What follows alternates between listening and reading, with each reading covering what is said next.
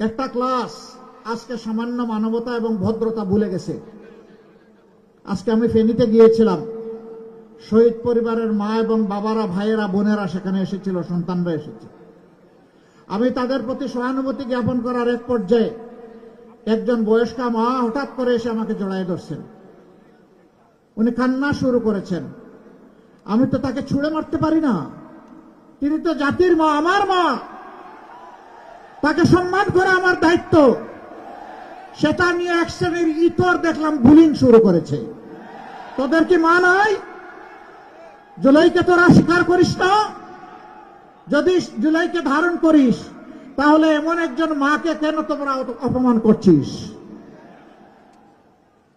অনেকে এখন সন্ত্রাসের পরিবেশ সৃষ্টি করছেন মানুষের মধ্যে ভয়ভীতি সৃষ্টি করার জন্য। আমি শুধু একটা কথা বলবো, আপনারা এটা ছেড়ে দেন। আপনারা ছেড়ে যদি না দেন, মনে রাখবেন আমরা আমাদের জীবনের চাইতে মায়েদের ইজ্জতের মর্যাদা অনেক বেশি বুঝি। আর যদি মায়ের গায়ে কেউ হাত দেয়, আর যদি হুঙ্কার দেয় আমাদের মায়েদের কাপড় খুলে নেবে, আমরা তাদেরকে ছেড়ে কথা বলবো না ইনশাআল্লাহ।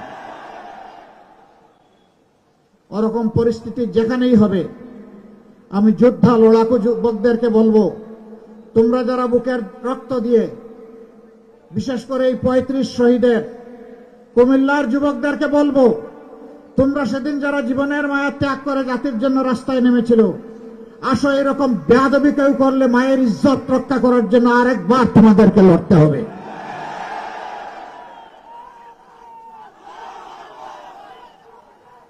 বহু জায়গায় ভয়ভীতি দেখানো হচ্ছে, বলা হচ্ছে অমুক মার্কায় ভোট না দিলে ভোট সেন্টারে যাবেন না, গেলে খবর আছে। আমি মাদেরকে বিশেষভাবে বলবো, তাদেরকেই ভয় দেখানো হচ্ছে।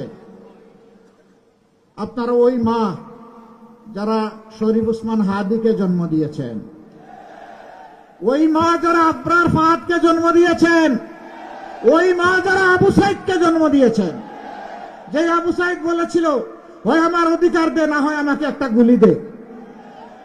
আপনারা সেই মা। যদি কেউ ভয় দেখাতে আসে, চোখে চোখ রেখে বলবেন এটি আমার অধিকার, এটি আমার দায়িত্ব, ভোট দিতে আমি যাব, তুমি পারলে ঠেকাবা। ওরা বিড়ালের মতো পালাতে বাধ্য হবে ইনশাআল্লাহ।